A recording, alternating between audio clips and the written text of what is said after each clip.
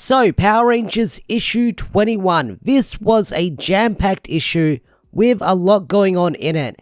And I don't mean that in a bad way, I mean that in a good way. Ryan crammed a lot of stuff in this one issue with all these different plot points and plot elements and story elements going on.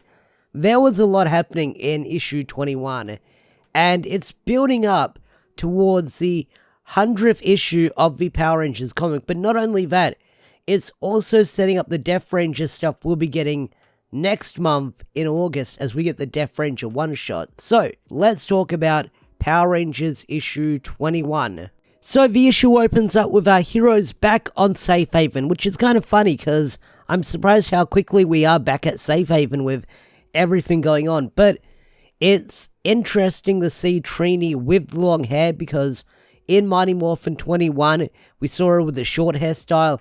I don't know if this was a brand new haircut, an artist mistake, but Trini is back to having the long hair, strangely enough. But I'm fine with it. I do like the art style that Marco Renner does for Trini in this comic. But let's talk about the story. So, like I said, we're back at Safe Haven with Trini, Zach, and Journey. And Journey has already turned into a teenager. That's right. They're aging very, very fast. And they're already a teenager with attitude. And they're upset with Zach and Trini because they want to go to Earth, and Trini tells Journey that Earth isn't ready for green people yet, or aliens, which is kind of funny because last time we had Angel Grove dealing with monster attacks, Rita Repulsa, Lord Zed, and just a few months ago, or whenever the time frame where this is taking place, it was being invaded by blue people. So I feel like Earth is ready for green people or aliens. Maybe just Angel Grove is ready, because they're probably used to all this shit. But Journey is now an alien with attitude. But not only are they an alien with attitude, they're an alien that wants to fuck. They got fuck eyes, they got horny eyes. Who have they got horny eyes for? Well, it's for Keva Varin, I am going to butcher that name. The Hartarian we saw a while ago that sort of got into a confrontation with Arkin and Zack. So we have this cute little scene where Arkin invites them for dinner and Trini's like, of course we'll do it, because she already realizes that Journey has fuck eyes for Kevarin. So Zack is too blind to notice, and I love Zack's reaction because he doesn't really like Keva. He views him as a bad influence, so I really do like the anime reaction that Zack has when he figures it all out. But while this is all going on, you've got Vox's crew watching, who are kind of just lurking in the shadows, and to be honest, I kind of forgot about these guys. I knew they were coming, but I forgot they were coming because last month we've had crazy issues going on with Jason's mum passing away, the Death Ranger and stuff like that, and now they're finally showing up in the comic because they were introduced ages ago and now a lot of stuff has happened. But finally, they make their move in this issue. So after that, you then have a strategy talk with Jason and Andros where Andros wants to do the mission alone because he says that Jason's helped enough, but Andros feels like this is something he needs to do on their own, and Jason's like, nonsense, we're here to help you because we're Rangers, and because we're Rangers, things aren't going to be easy, they're going to be really hard. But seeing how Andros wants to go in it alone, you kind of understand what his plan is and what he wants to do, and we'll talk about that later on in the review once we get to that part. So Andros is sort of planning his own things in the shadow, and we kind of learn what Andros' plan was the whole time, why he went back with Jason, why he wants to go on the Astro Omega ship and stuff like that. We kind of understand what his plan was and what his motives was the whole time grabbing the Death Ranger morpher. So we'll talk about that in a bit. So after that, we then cut to the family squabble between Journey, Zack, and Trini, where Journey is upset that Zack and Trini won't let him do anything. They're very protective parents because they don't want to lose him. And Journey brings up a really good point when arguing with Zack and Trini, where they say, tomorrow I'm going to wake up and I'm going to be older than both of you and know what I'll do with my life, or know what I've done with my life. I would have done nothing. And they bring up a really good point where they're aging rapidly and they can't really do anything because Zack and Trini are very protective parents over him because they don't want to see anything bad happen to him.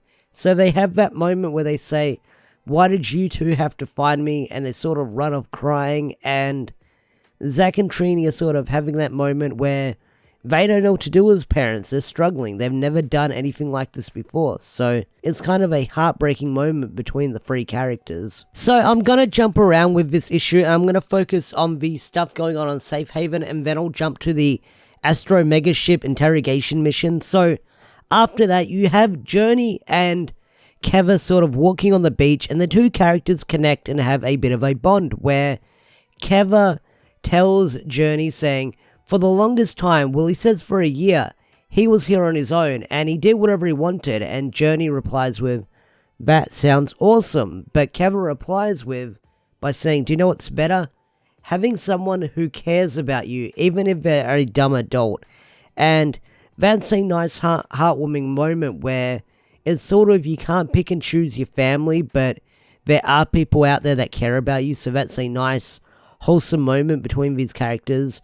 And I really do like the interactions that these characters have, especially Journey and Keva, because Keva's one of those characters that I didn't really care for when they first made their appearance, but now I kind of understand their role in this book as I read this issue, where they're sort of the good influence or the inspiration for Journey in this comic. So after that, you then have Arkin and 11 cooking dinner, but suddenly they're attacked by Vox's crew, and 11 is taken out once again. I kind of feel bad for the dude, because the dude gets freaking bodied in like every arc we've seen so far. And once again, here he is getting attacked. But seeing him get attacked by Vox's crew, it's going to show what his purpose is later down the line, because he did have that sort of questioning life moment when he was turned back on. But Arkin is then interrogated by Vox's crew, where they want him to open the vault, and Arkin just kind of laughs at him and mocks him, where it's like, you dumb fucks, the only one who can open the vault is the robot, and you just knocked him out. And while this is going on, Keva, I hope I'm saying his name right, Keva and Journey, they're sort of watching in fear, and Keva tells Journey saying, hey, we've got to fight these guys. And Journey replies with, I've never fought anyone in my life, and I don't know what to do, maybe we should just run. And Keva replies to Journey by saying, hey, you can either fight or you can sit here and pray and hope that they go away, because if we don't do anything and they get in that vault, it's goodbye to the universe. So that's where that plotline leaves off, with Arkin being interrogated by Vox's crew, and 11 knocked out, and Journey and Keva sort of having their hero moment that's being built up for next month in issue 22. So, with that said, let's jump to the Astro Megaship, where we talk about the main stuff that happens in this issue. So while this is all going on, you've got the Omega Rangers and Andros going to the Astro Megaship, getting in so they can do their little mission or their plan that Andros has to sort of take the ship back. So you've got Trini and Zack sort of in their Zords, sort of taking care of the grunts in space. And then you've got Yale, Jason, and Andros inside the Astro Megaship doing the takeover mission to take back the ship.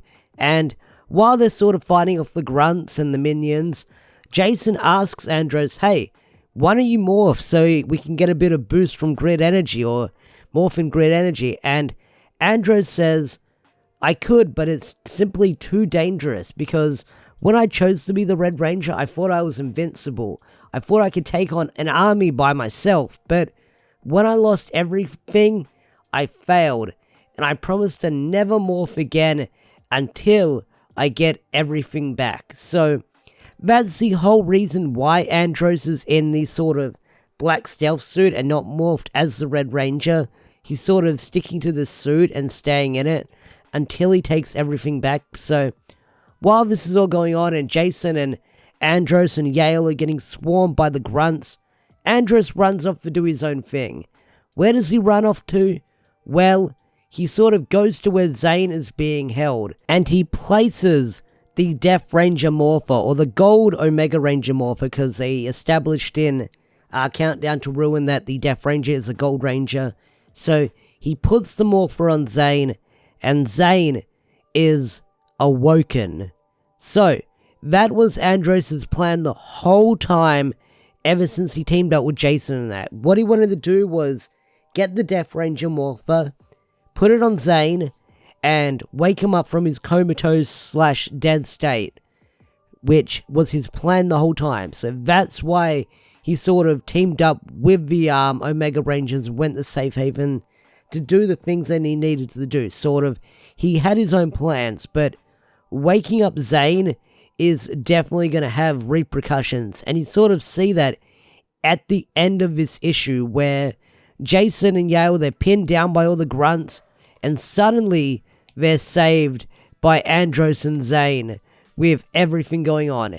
And you see Zane, but it's not really Zane, it's the Death Ranger, because there's a really cool shot at the end of this issue where Andros and Zane, they come in, they save the day.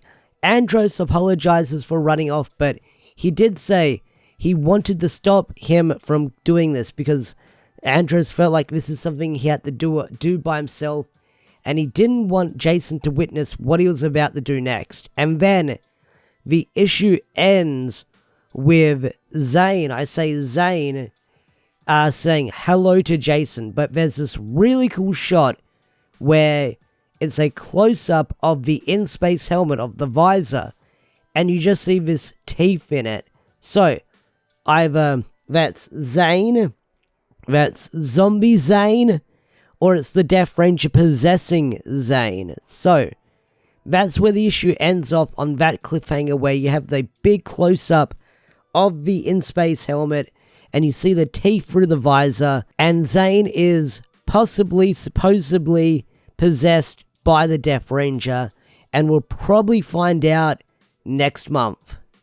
So yeah, that was Power Rangers issue 21. Overall, I thought it was a really solid issue because Ryan Parrott is sort of putting all the gears in place for issue 100 that's coming at the end of September, I believe, but it's also setting up stuff for next month with this Zane reveal that could be the Death Ranger, but it's also setting up the Death Ranger one-shot, which I don't know which one's going to come first. I think it's going to go Mighty Morphin, Power Rangers Unlimited Death Ranger, then Power Rangers 22, but it could go Mighty Morphin, Power Rangers, and Death Ranger one-shot. I don't know the order, but it's probably coming in one of those, but I feel like the Death Ranger comic is at the end of the month for August, I believe. I could be wrong. I'll probably have the date up on screen right now, but either way, Ryan is putting in all the gears leading up to issue 100 of Mighty Morphin Power Rangers for this big comic event, so we finally have the Death Ranger set piece coming into play for this comic, and I can't wait to see where it's going to go next. So, what did you guys think of Power Rangers issue 21? Love it? Hate it? Tell me in the comment section down below. I'd love to hear your thoughts and opinions. With that said, I'm going to bring this video to a close. If you enjoyed this video, hit that like button, subscribe to the channel if you're new. Don't forget to turn on notifications and stuff like that. Thanks for watching. Have a wonderful day and night, and I'll see you guys later. Peace out. Take care. Bye.